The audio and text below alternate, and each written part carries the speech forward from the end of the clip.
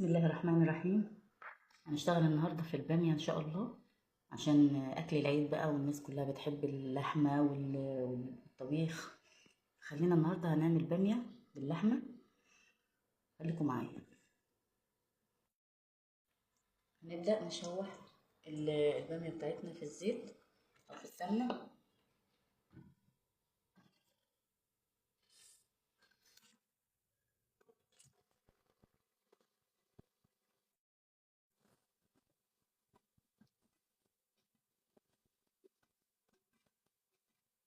نشوحها في الزيت كده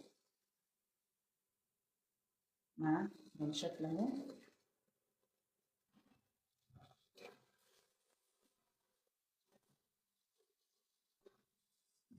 بعد كده هفرط عليها بصلة.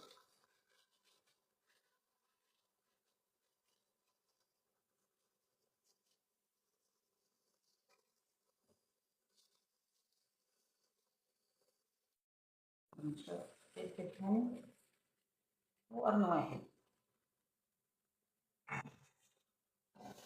نشوح لغاية ما اللون بتاعها يخضر، هنا الأخضر الفاتح. بجمدها عندي في الفريزر. شوحتها سلقة اللحمة اهو، حطيت اللحمة عليها على طول. نظبط تشويحة معاها كده علقها. تمام، خليكم معايا. وبعدين هضيف الطماطم اللي انا عصرتها. اقلب كله في بعضه، اسيبها تغلي. بعد ما تغلي ابدا اضيف لها شوربة تدينا الطعم.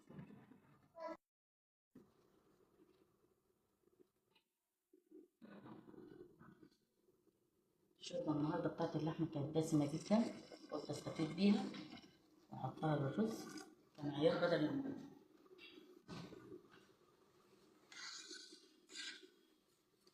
طبعا احنا عارفين نقدر.